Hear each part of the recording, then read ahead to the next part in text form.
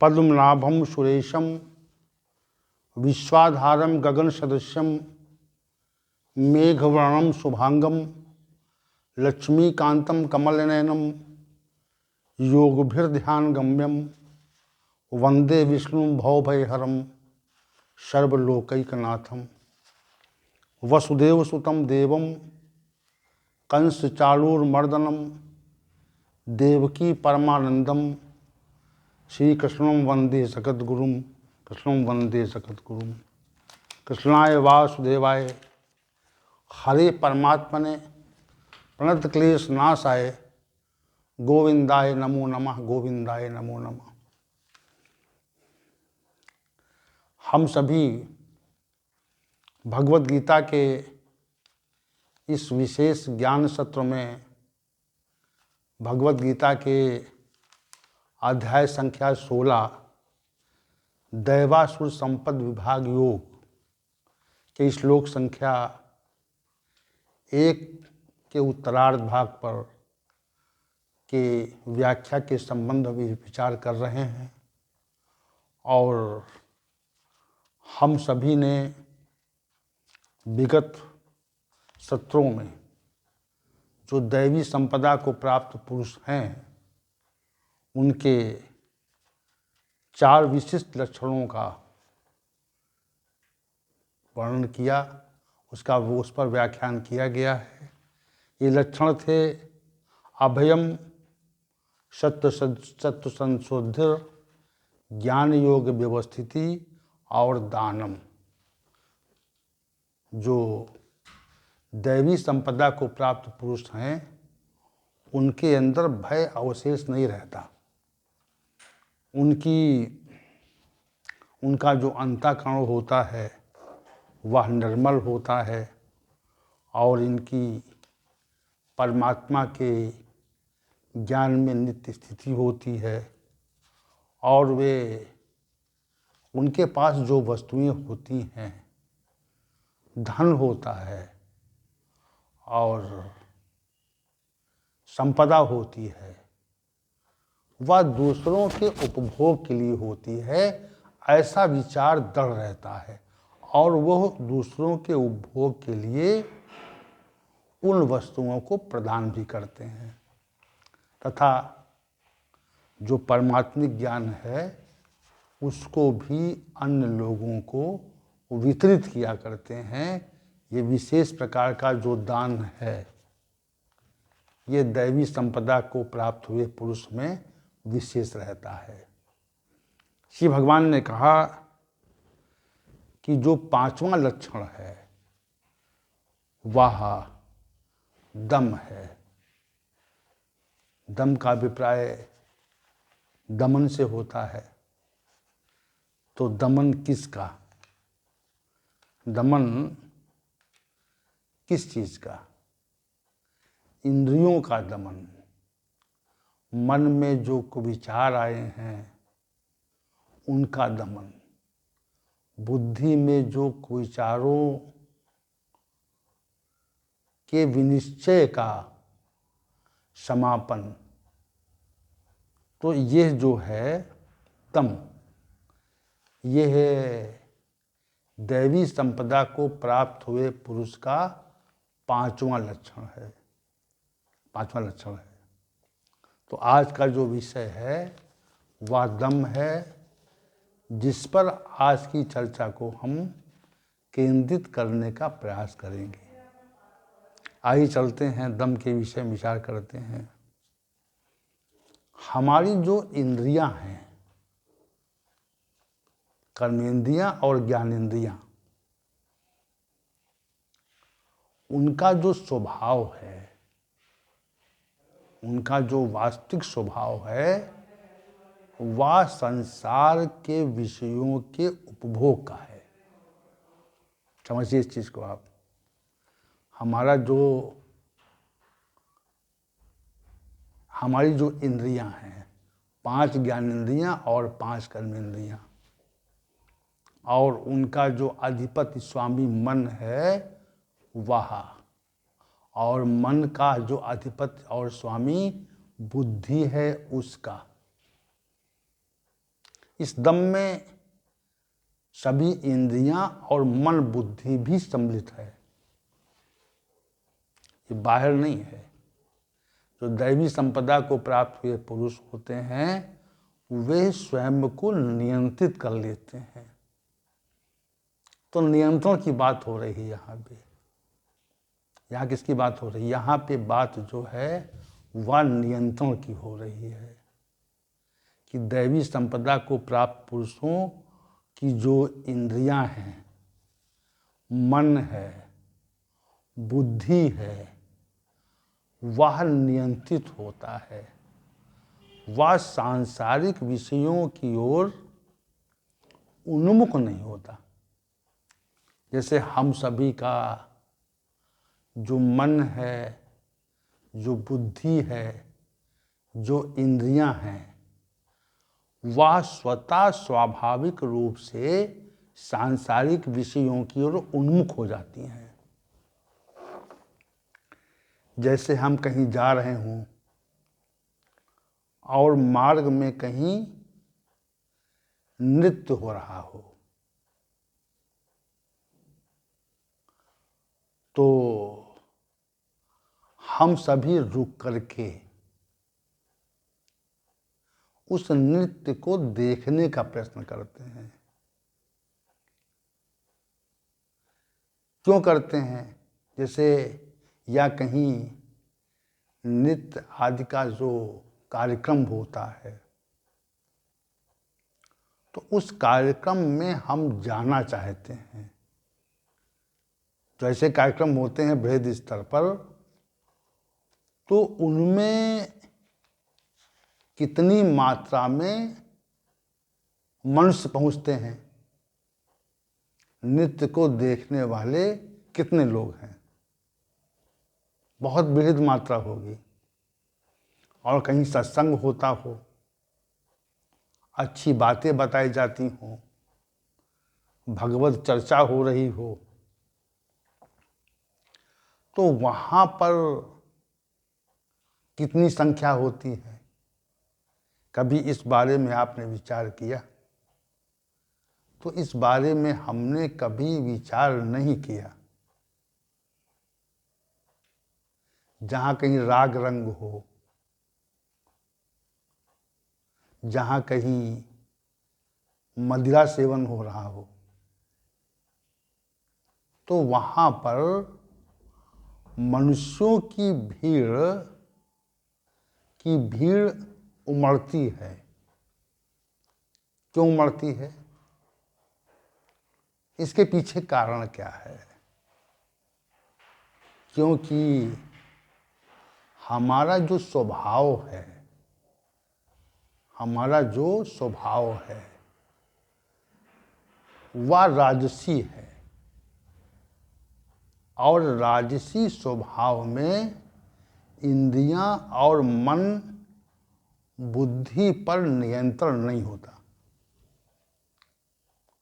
सबसे बड़ी बात यह है कि जो बुद्धि है, जो मन को भी नियंत्रित करती है और इंद्रियों को भी नियंत्रित करती है, तो हमारी जो बुद्धि है वह विषयों की ओर इंद्रियों को जाने से रोकती नहीं है, उन्हें जाने देती है। बुद्धि एक ऐसी सत्ता है हमारे मनुष्य के अंदर एक ऐसी सत्ता है जो इंद्रियों को भी और मन को भी नियंत्रित करती है। वो नियंत्रात्मक शक्ति है। बुद्धि ही मनुष्य के शरीर, कर्मेंद्रियों, ज्ञानेंद्रियों और मन को नियंत्रित करने वाली सत्ता है। और उसकी जो प्रवृत्ति है, उसकी जो उन्मुखता है, वह वास्तविक रूप से संसार की ओर है, संसारिक विषयों की ओर है। वह इन ज्ञानेंद्रियों, कर्मेंद्रियों और मन को सांसारिक विषयों से के उपभोग से हटाने की इच्छा नहीं करती। जैसे नियंत्रण करता ही अगर अपने सहयोगियों को या जो उनके अधीनस्थ हैं उनको नियंत्रित न करे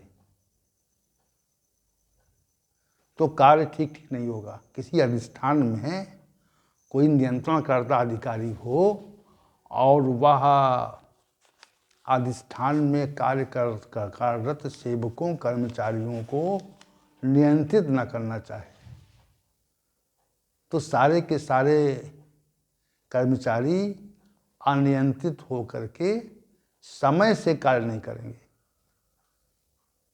मन माने ढंग से, स्वेच्छाचारिता से, जैसी उनकी इच्छा होगी वैसा कार्य करेंगे।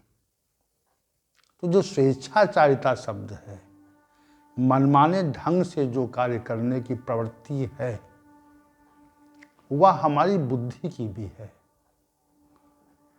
मानव की जो बुद्धि है वो मनमाने ढंग से कार्य करने की प्रवृत्ति वाली है और स्वाभाविक रूप से उसमें जो प्रवृत्ति होती है उसका जो रुझान है, उसकी जो उन्मुखता है वह सांसारिक विषयों की ओर होती है, उस पर नियंत्रण की नहीं होती।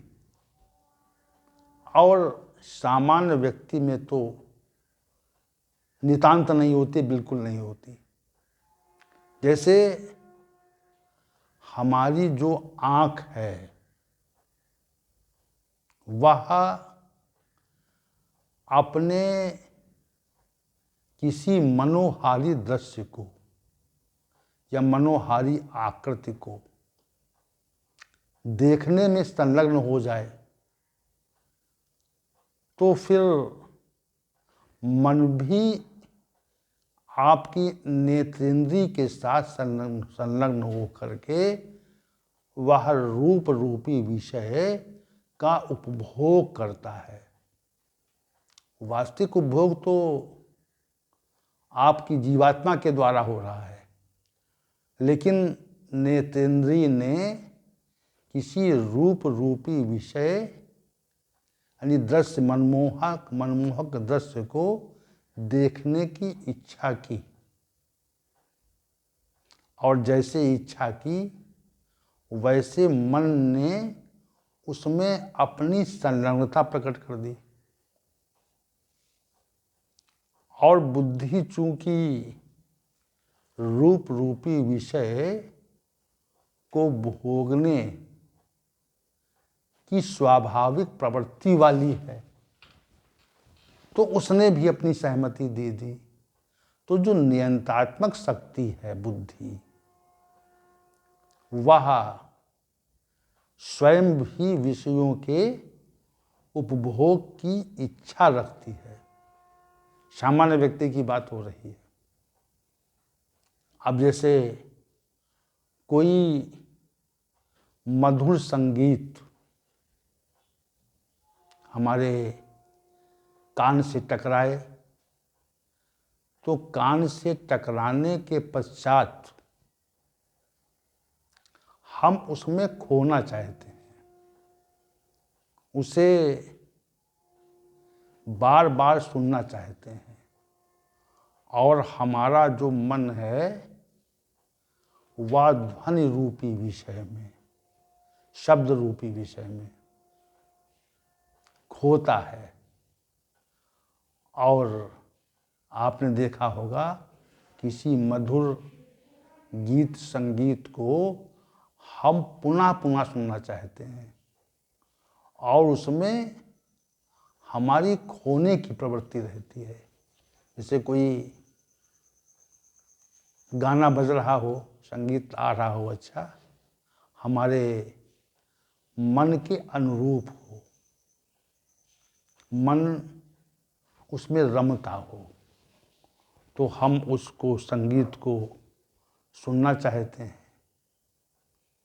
तो अब यहाँ पर जो कान है वह भी शब्द रूपी विषय का उपभोग कर रहे हैं और उनके साथ मन की संलग्नता है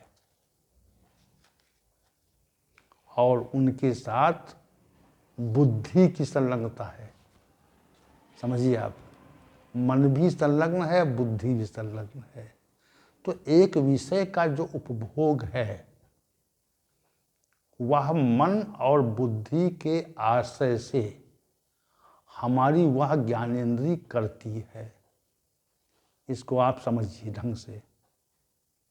इसी प्रकार जैसे कोई विशेष प्रकार का व्यंजन है और उसको हम ग्रहण कर रहे हैं, तो हमारे मुख में जो जिह्वा है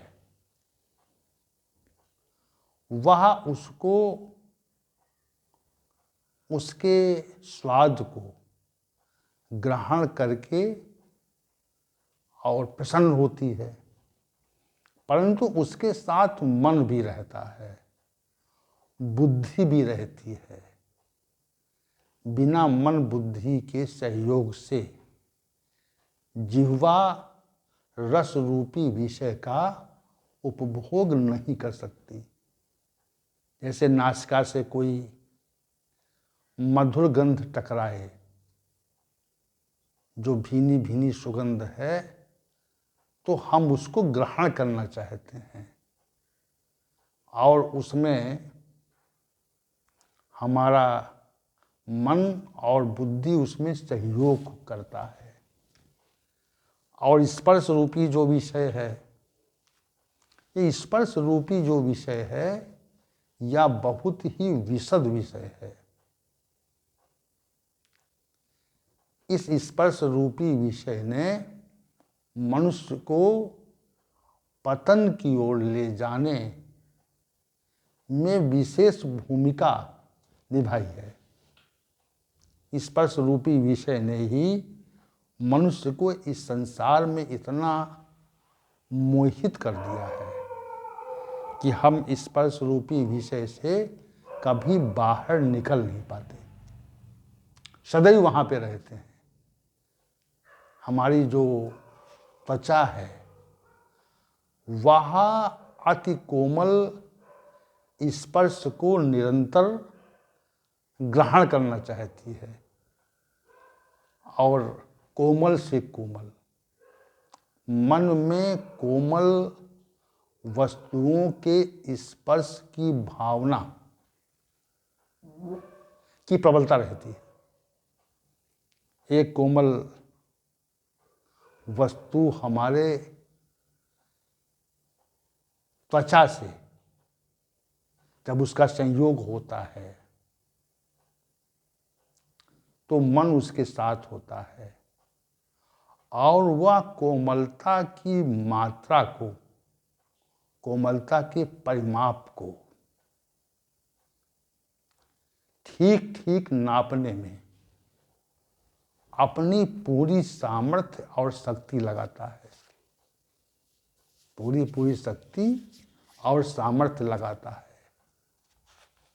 तो जो स्पर्श रूपी विषय है या बहुत ही विशद विषय है, जो संसार के असंख्य मनुष्यों को जीवन पर्यंत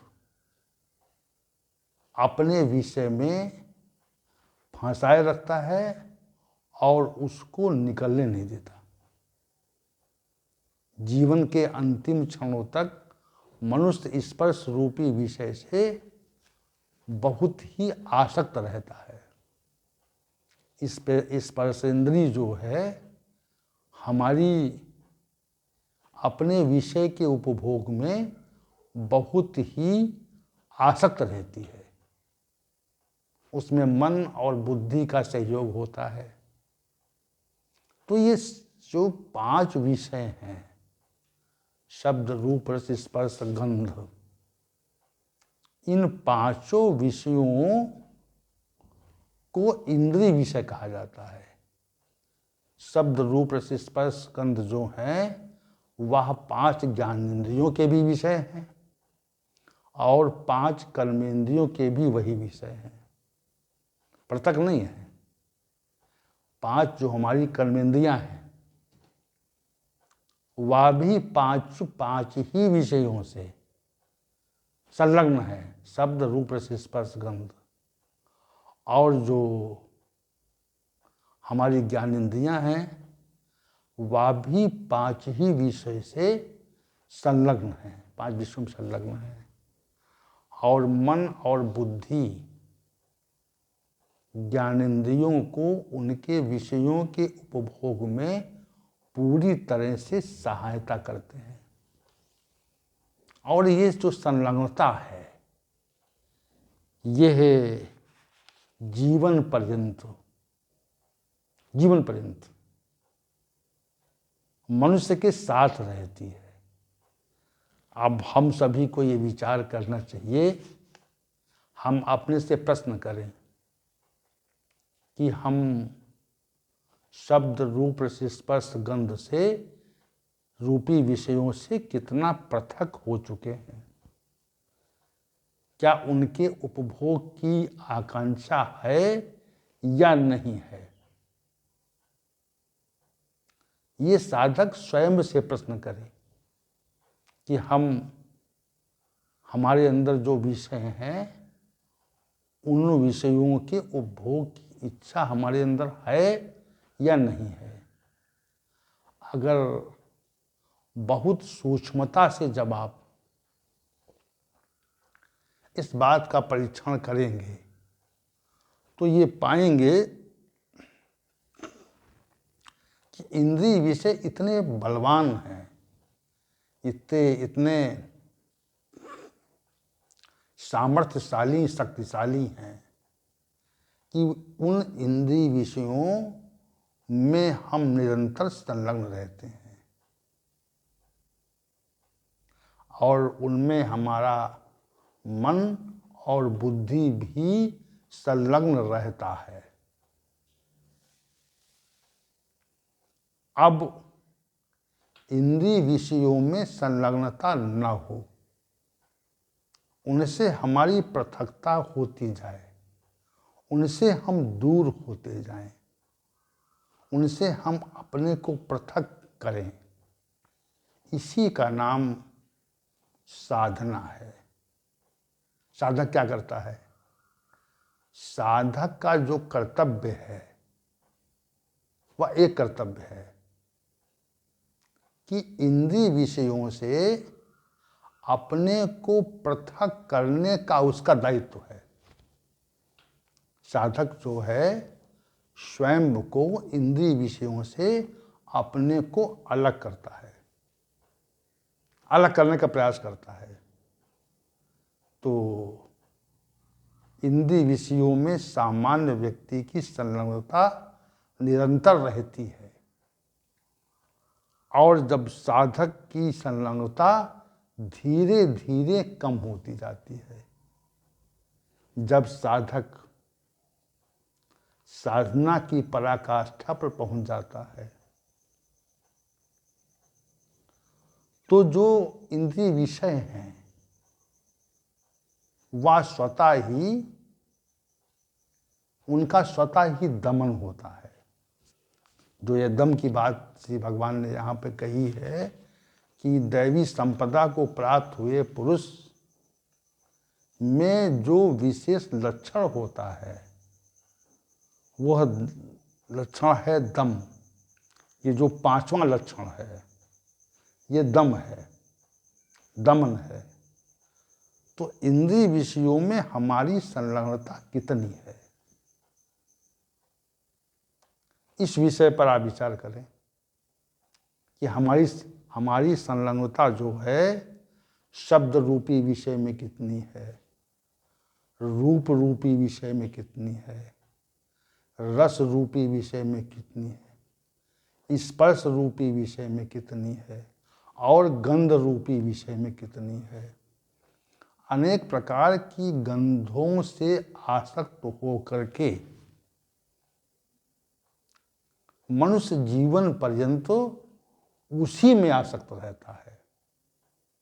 तो हम साधक ये विचार करते हैं कि हमारी संलग्नता या हमारी आसक्ति अब कितनी बची है, कहाँ पे हम हैं। संलग्नता जितनी अधिक होगी उतनी ही साधना की स्थिति निचली होगी, और जितनी संलग्नता कम होगी, जितनी विषयों की संलग्नता कम होती जाएगी, उनसे आसक्ति कम होती जाएगी, उतनी ही साधना प्रबल होती जाएगी। इसी को साधना का स्वरूप कहा जाता है। और जब साधना की पराकाष्ठा हो जाती है तो जो इंद्रिय विषय हैं वे हमसे दूर हो जाते हैं, हम उनमें आसक्त नहीं होते। हमारी जो इंद्रियां हैं वह शब्द, हमारी जो कर्मेंद्रिय है वह मधुर शब्द को ग्रहण नहीं करना चाहती। हमारे जो नेत्र हैं वह मनोरम दृश्य और काया को देखने की इच्छा नहीं करते। हमारी जो जिह्वा है वह अच्छे व्यंजन को ग्रहण करने की इच्छा नहीं करती। हमारी जो नासिका है वह सुंदर और मधुर सुगंध को ग्रहण करने की इच्छा से निवृत्त हो जाती है। और जो हमारी त्वचा है वह कोमल स्पर्श नहीं चाहती।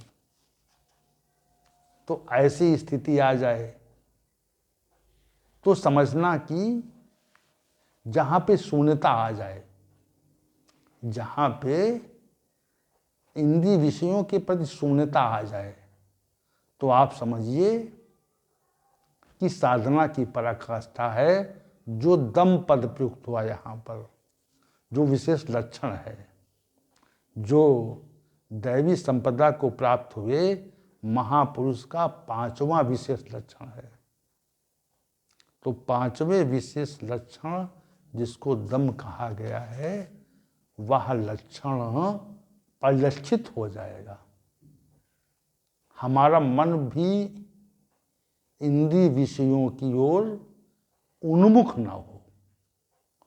बुद्धि इंद्रिय विषयों को ग्रहण करने की प्रवृत्ति का परित्याग कर दे। ग्रहण नहीं होता, मन नहीं ग्रहण करता, बुद्धि उसका विनिश्चय नहीं करती। अब जब मन ग्रहण नहीं करेगा, जैसे दृष्टि पड़ी मनोरम दृश्य पे, मनोरम काया पर, तो आँखों को वहाँ से हटने पर विचार मन ने किया और बुद्धि ने वहाँ से उसको हटने की आज्ञा दी। तो यह वास्तविक दम का स्वरूप है।